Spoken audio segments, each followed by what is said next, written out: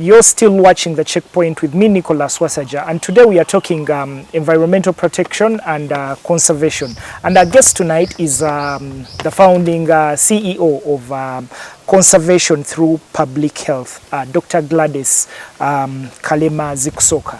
Gladys, when we went for the break, you were trying to help us understand how your work through public health, improving public health, does in a way play a part in conserving wildlife. And you were talking about helping communities economically through coffee growing, quality coffee growing. And we wanted to understand how does growing coffee conserve directly or indirectly conserve wildlife? Yes, how does growing coffee conserve wildlife? We found out around a few years ago, 3 years ago, we found out that the farmers who were growing coffee around Bwindi Impenetrable National Park were not getting a steady market or a good price for their coffee, and yet they were also not benefiting from the tourism industry. You know, not everybody can be a ranger or a porter who carries the tourists back to the gorillas, or even sell crafts or food or accommodation. And so they were missing out in all of this. And we thought, and also these same farmers, some of them were still going into the forest just to survive. If they wanted meat, they didn't have enough money from coffee to buy meat. It was easier for them to just go and hunt an animal like a bush pig or a duiker in order to survive. So we thought that why not create a global brand that can save the gorillas one sip at a time. And this global brand could be through supporting the farmers who border the park, making sure that they get a good price for good coffee, which people around the world who drink a lot of coffee are willing to buy because the quality is good and because it's supporting a cause which they believe in, which is protecting the mountain gorillas. And so that's how we started Gorilla Conservation Coffee. And we work with the farmers in sub-counties bordering Bwindi, Impenetrable National Park. We help them to create a cooperative, the Bwindi Coffee Growers Cooperative, which means that any farmer in any sub-county bordering the park can join the cooperative. And currently we're focusing actually on Arabica coffee because that's the coffee that most people abroad like. But we're thinking of venturing into Robusta in the near future, having now built a good name with Arabica, which most people like to buy. And with this coffee, we decided to name our first brand after one of my favorite gorillas called Kanyonyi. He was the one who took over from Ruhendeza, whose group was the first one to be habituated for tourism. Maybe before you go there, beyond Bwindi, are there any other tourism communities that are benefiting from this particular kind of program? Not yet. Beyond Bwindi, we haven't yet gone beyond Bwindi, although we are likely to go to Mgahinga because this coffee, the brand Gorilla Conservation Coffee, can only be grown in areas where gorillas are found. And actually, the reason why we have the word conservation in here, it's not only just called gorilla coffee, is because it's actually a conservation coffee. The gorilla just happens to be the species. And so this particular brand can also be to communities that are living next to gorillas, not only in Uganda, but all over Africa, can also benefit from Gorilla Conservation Coffee. And what we do is we name the coffee brand, each brand that we produce, after a known gorilla in the park. Because it shows that when you're protecting the gorilla, you're protecting all the other gorillas in the park. They're representing them. And so that's how we've decided to focus our branding. And that's why we named the first one after Kanyonyi, one of my favorite gorillas. But you see, Gladys, that poses a question. If you're encouraging tourism communities to grow coffee, doesn't that mean that they will have to cut down trees in order to plant coffee? That's a very good question you've asked. What we do is when we encourage people to grow coffee and to grow good coffee, we teach them to do it in a way that we emphasize zero deforestation. So Gorilla Conservation Coffee, this social enterprise of CTPH, is part of the Conservation International Sustainable Coffee Challenge, which is trying to make coffee the first fully sustainable crop in the whole world. And by fully sustainable, we mean that the coffee is grown in a sustainable way. It's smallholder farmers or the farmers who grow the coffee are traceable. You know where to get the coffee from. You know where it came from. And they've been given a good price for their coffee. And this coffee is then going all over the world to make sure that we maintain this chain. But also wherever it's grown, they've not cut down trees to grow the coffee. Instead, what we do is we encourage the farmers to grow shade trees with the coffee. Because actually when they grow shade trees, the coffee is actually tastes better and they produce a bigger yield. Because coffee needs to grow with shade trees. And also we encourage them to carry out proper soil and water conservation where the coffee is grown so that they don't destroy the soils and the soils remain fertile. And so we try and do it in that way so that the whole system is sustainable. And then a donation from every bag sold goes to support the work of CTPH, improving community health, gorilla health and conservation in the same communities where the coffee is grown. But you said conservations have made tremendous efforts in their work. For example, you gave us an example of gorillas increasing from 600 years back to now 1,000 generally. But it seems like Ugandans are growing tired of your conservation talk, and including politicians. I challenge you that you all talk and zero work. We keep on hearing about environmental degradation, destroying wildlife, and you guys are talking and talking and talking and doing no work. Do you think that? Well, you should tell me. I would say that conservationists are doing good work. It's just that they need to have more support from the politicians themselves. Because once the politicians make policies that are not enabling for conservation to continue, then it's very hard for the conservationists to move forward, you know. And so it can be seen in so many ways like this. You know, for example, we've had all those issues of like Bugoma Forest Reserve, for example, and it's being cut down. A lot of environmentalists are complaining about it, making noise, but there are not enough members of parliament to make a quorum that can vote against cutting down Bugoma forests to plant sugarcane. So we need to have many more of those. Either they are people who have homegrown conservationists, like as in they've been doing conservation work all their lives, or most of their lives, so they've taken it as a career and they become politicians, or the politicians themselves begin to understand the value of conservation and also there they lobby for it. Like they did to stop Mabira Forest, I think they can also do the same to stop the destruction of Bugoma Forest. So it's really important to have those homegrown movement, but you have a very good point. Conservation is very much seen as a luxury for the Western world, you know, for the developed world, and people within Africa or Southeast Asia, where the animals are found, are not so, there are very few leaders in conservation amongst them. Outside their countries, there's Gladys, very few leaders. Why. Man, I'm struggling to find H commando for lunch and you're telling me about visiting gorillas. I mean, yes, yeah. I know. So we need to have more of a homegrown movement and actually conservation through public health. We hosted a big international conference in September 2019, last year. It was called the African Primate Society Conference. It was, that particular society was established in 2016 because we found that whenever we would go to conferences like the International Primate Society, where it's been around for over 30 years, people would be talking about primates in Africa, but there are very few Africans at the conference. You know, I remember going to a session where they were talking about primate health, and there were only like 2 people who were from Africa in that session. And they were not even talking about primates in Uganda, but it was researchers from other countries who are talking about their work with primates in Uganda. And maybe when they did the research, there were Ugandans in the team, but they couldn't afford to go all the way to Chicago to be able to present. And so in the end, it ends up being those same people who have come from abroad presenting in their own countries, and they're the ones who then get more support, and they become leaders in conservation, and yet the people where the primates are from don't become leaders. So that's why we set up APS to build African leadership in primatology, primate conservation and research. So the president of APS is Dr. Inza Kone. He's an Ivorian researcher based in Ivory Coast. And I became the vice president from Uganda. So the first conference was held in Ivory Coast, the second one here. And I'm proud to say that we managed to have 85% participation were African native African, from all over Africa. Nigeria, Cameroon, you know, Central Africa, Kenya, Tanzania, all over Africa. They came to Uganda, and it was a very huge gathering of over 300 people.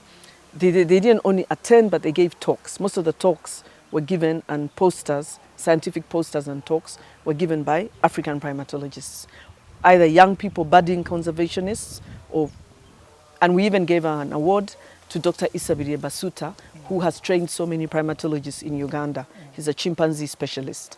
And so with this, we felt that we need to have more and more conferences like this. The next one will be in Gabon in 2 years' time. And because it's very important to build African leadership in primatology. If someone goes up to a conference, gives a paper, they become confident, and then they'll remain in primatology. We're having an issue of someone may start off in primatology, but because their status, their career never grows, they'll always remain at the same level. They end up leaving primatology and doing something else.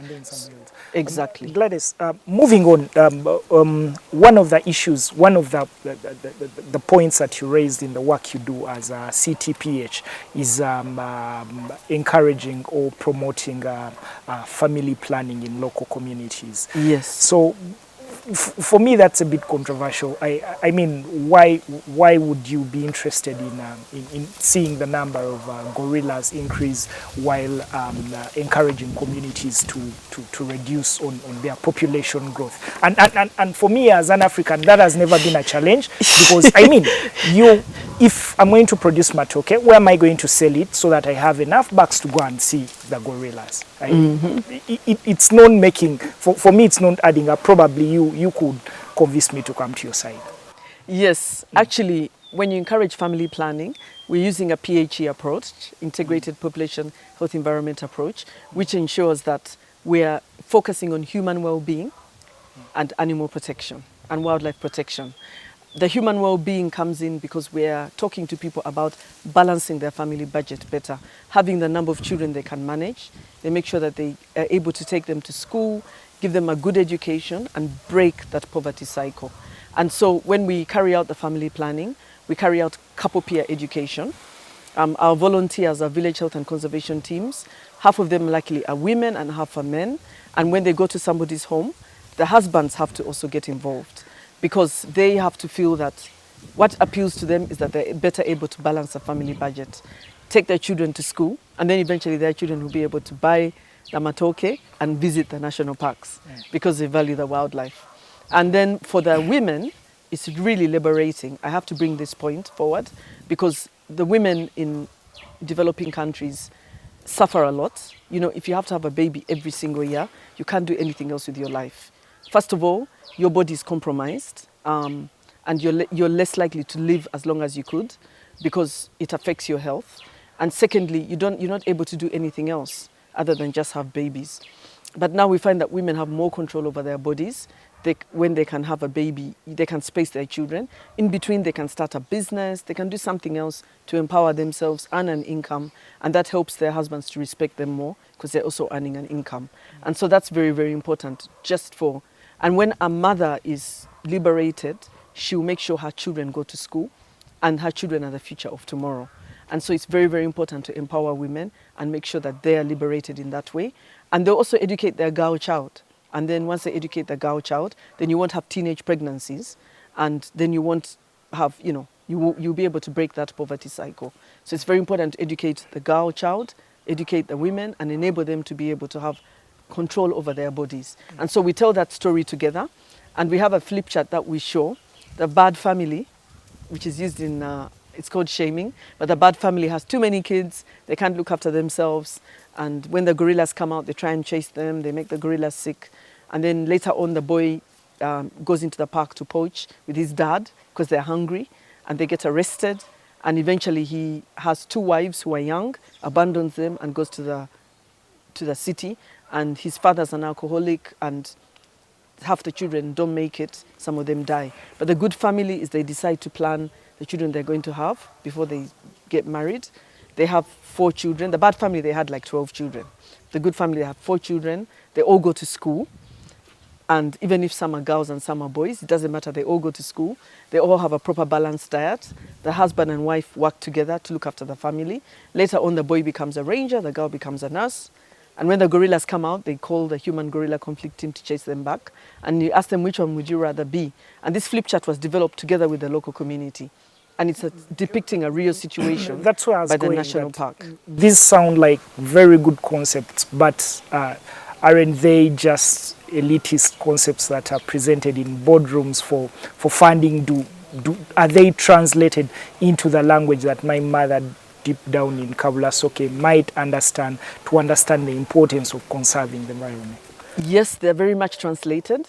When we started the family planning program around Bwindi, only 20% of women were on family planning, and the rest of the country average was 30%.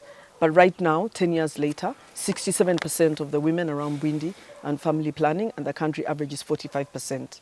And so because we really targeted them, and we brought the whole argument that by having the children you can manage, you'll be better off, and then you're less likely to have to go into the park to destroy the habitat of the very gorillas, of which some of which you're benefiting through tourism, and of which, you know, some of the money builds the schools that their children go to, and helps towards building the clinics and the roads. And so we talked to them about all of that, and actually it's much higher than other places in Uganda. And the Ministry of Health has asked me to present at the very first National Family Planning Conference of Uganda, where we talked about, in a session on family planning from non-traditional sectors. So it really works to bring it all together and look at it as a way of improving human well-being and reducing poverty in the home. But Gladys, my imagination is that your bookshelf is full of accolades. You've won several, including international accolades. But what does this really mean to the kind of work you do, and probably deeper to a young lady watching this show out there that would want to follow your path? What would these accolades mean to them following your path? Because as thinking about, when I was reading through your profile, I was thinking, okay, yeah, this is a very beautiful profile, but I mean, being a veterinary officer in Uganda Wildlife Authority, a known, well-funded government agency, and economic-wise, okay, not economic-wise, well, you might not be there for the money, but my thinking is I might not be very persuaded to follow your path. Trust me. I would say that it's a very rewarding career, and actually, you're right. The time when I joined the Wildlife Authority, there were no tourists, very few tourists to Uganda, and they were really struggling just to keep everything going. And that time there were only 2 gorilla groups and only 6 people per gorilla group per day, and so there was very little revenue for the country, for tourism in general and wildlife, but there was very little revenue for the country. But you know, I did it because I was passionate about it, and I encourage any young people out there is follow your passion. You may be just following the money, but it's not enough. I might not be following the money, it's not enough I need to bread on my table. Yes, it's not enough to just have a career where you're interested in the money. You also have to have the passion, because the money will never be enough. You also have to have the passion, and once you have the passion, and whether or not you get a good salary, that's what will keep you staying there for a long time. And actually, when I was doing my zoo medicine residency in North Carolina, when my supervisors asked me whether I was coming back to work at the Uganda Wildlife Authority, because they offered it to me as the first international person, first African who ever did it. They only offered it to Americans, but because they met me at a conference and they felt that they wanted to support someone who's going to go back to their country, and they felt that I was the kind of African who would return to my country. And so at the end of the residency, when it was ending, they asked me whether I wanted to go back and continue the job I was doing before. And I said, actually, we want to set up an NGO.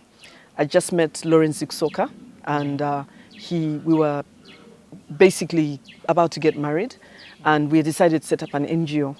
And I said, I want to set up an NGO to work in Uganda. So my supervisor, Dr. Mike Loomis, said, it has to be something that you're really passionate about. Because when it becomes really difficult, the only thing that will keep you going is because you really believe in it, and it's something that you feel that you want to achieve.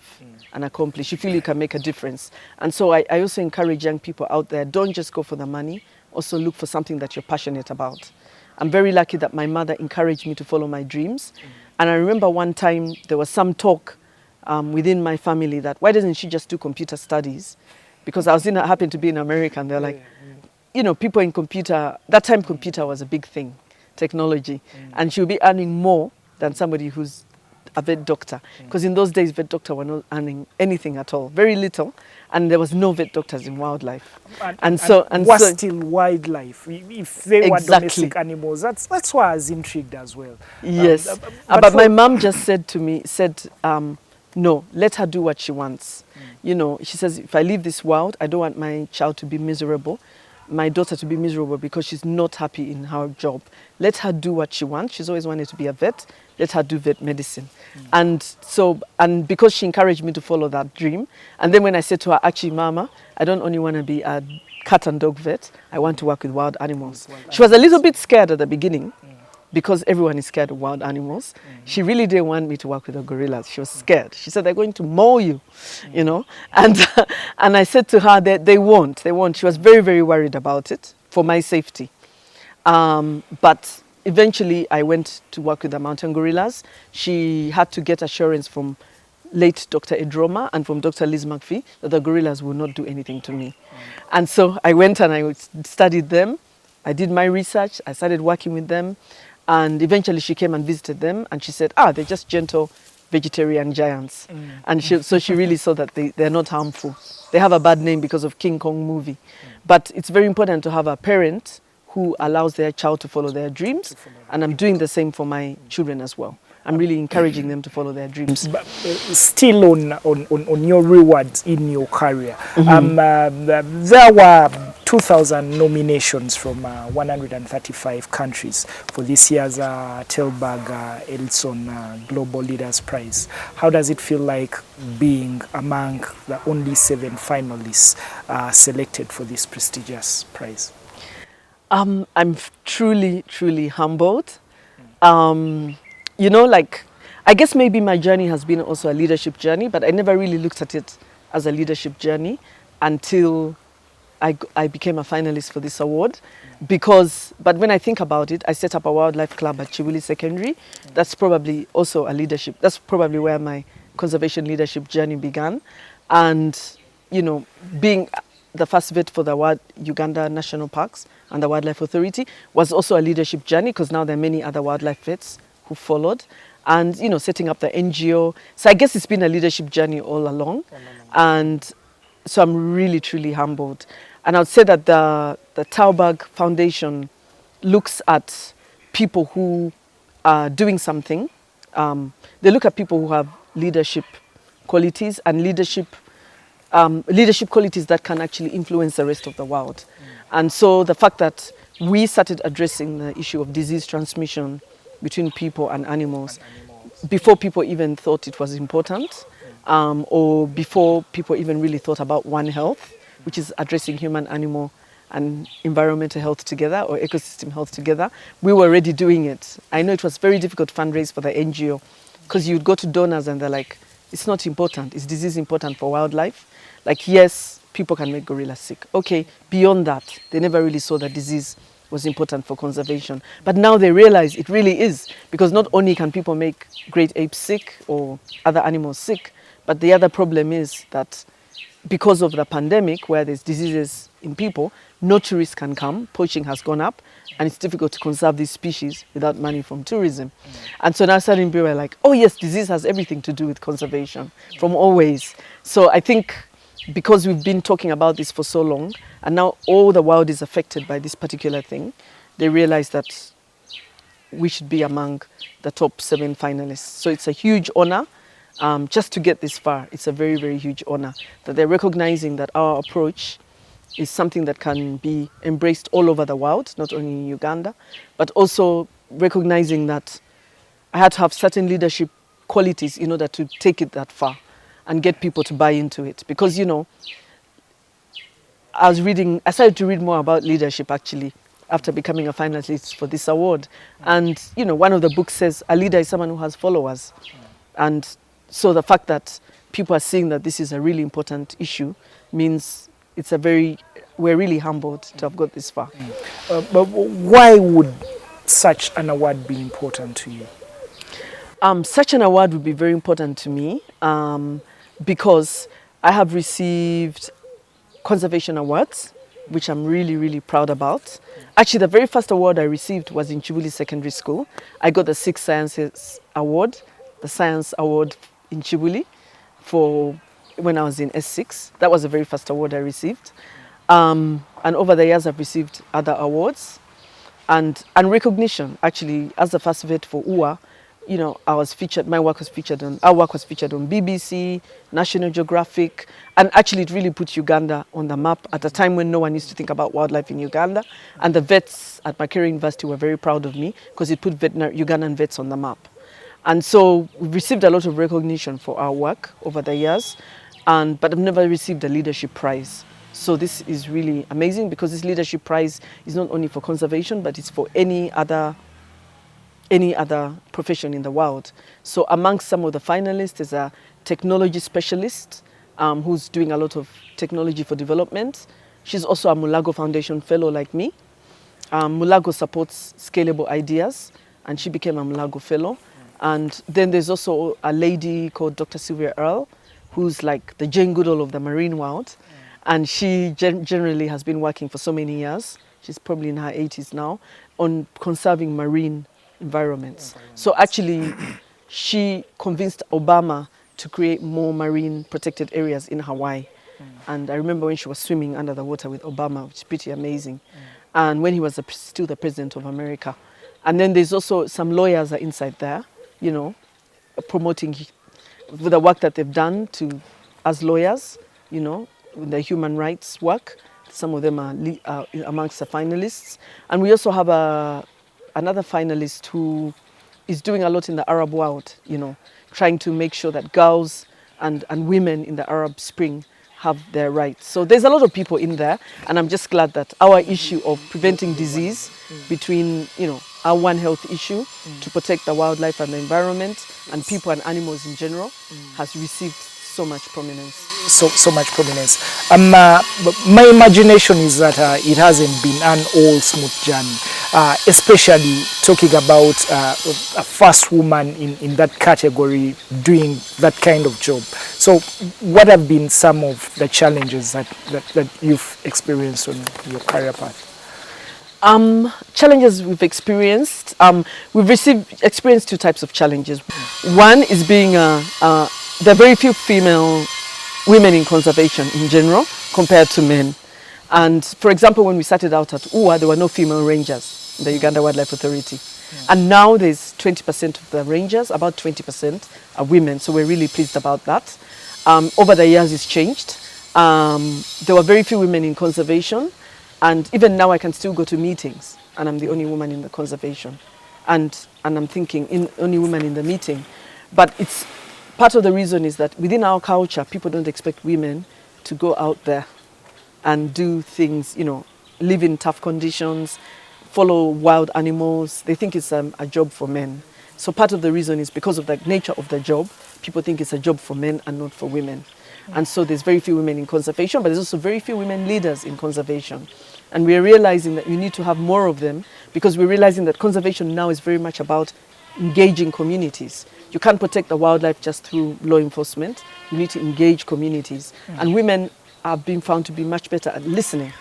We're better at listening and collaborating. We're less competitive. And when it comes to community conservation, you have to listen to the community. Otherwise, you put there something and they won't use it or they won't change. They'll continue hunting, poaching, and cutting down trees because you're not listening to their needs and meeting them where they need to be met in order to move ahead together. So I think there's benefits of women being in conservation, and some of the challenges we've met is being a woman. It's harder for someone to take you seriously because they're worried that anyway you can't manage, you're a woman. How can you manage that tough job? But it's also when people see how community conservation is taking shape, they're realizing that there are more and more women-led NGOs which are coming up. There's some in Kenya, there's some in Africa, in Egypt, And so, for example, I'm a member of the Women for the Environment Leadership Council, which is trying to advocate for more women in leadership positions in conservation. And in that council, there's Rosette Rugamba, the former director of Rwanda National Parks, or a TPN. She's also in there. There's also Dr. Leila Haza, who's founded Lion Guardians, and she's Egyptian. Then there's this Dr. Winnie Kiro, who founded Conservation Kenya. She does a lot of work with elephants. She's a Kenyan lady. And we have in there someone from Mozambique, somebody from, you know, we have people from different countries who are there. So we're a few of us, we're a few ladies who are advocating for more women in leadership positions. And we're really pleased, for example, that Lily Ajerova is the ED of Uganda Tourism Board, because she had to go through a lot to get there. We started together at UA. She started off in tourism as a tourism officer in Uganda Wildlife Authority, when I was the first vet officer in Uganda Wildlife Authority.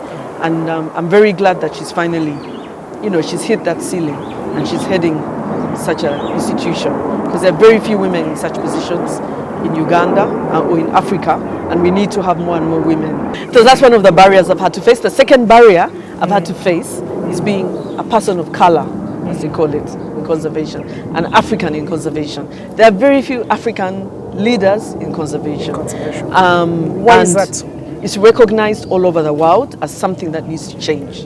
You know, because as long as the wildlife is from these areas where the Africans are, you have to promote African leadership, because it's those leaders who are going to save Gladys, the wildlife. my question is, why is it that there are very few people of color in the conservation world, wildlife conservation, right? And yet most of the wildlife is on the continent? I would say that conservation is a concept, conserving wildlife. We've always had that concept. Our forefathers conserved, you know. For example, you know, we all have clans. I don't know which clan you're in, but I'm from the Mpologoma clan. I'm from the Mtima clan. Okay. And so in my clan, the people in my clan are not allowed to kill a lion, because if they do, it's a very big taboo. You know, and other people are from, you know, whichever clan you're from, you can't kill or eat that clan member. Our patron is the Namagere. So at the back of their minds, what they had was really conserving wildlife. There'll always be Or people nature. who will protect that particular animal or plant. Yeah. Like our patron for CTPH is the Her Royal Highness, the Namagereka Queen of Buganda, and her clan is the Cane Rat, Omusu. So she said she's heard that Omusu is very delicious, but she's not allowed to eat it because that's her clan. And so we already know that conservation was within our forefathers, and they did it in a sustainable way. If they took animals, those who ate them would not finish them. But now it's become much bigger. There's a lot of animal trade. The pangolin is the most affected. People now know that you can sell pangolin to China and you make money. So the Lugave clan are very concerned that they're going to run out of, their species is going to become extinct and it needs to be protected. So we've always had conservation at heart, but the Western world brought in the concept of really conserving wildlife in a big way. And a lot of them have now engaged many African people in conservation.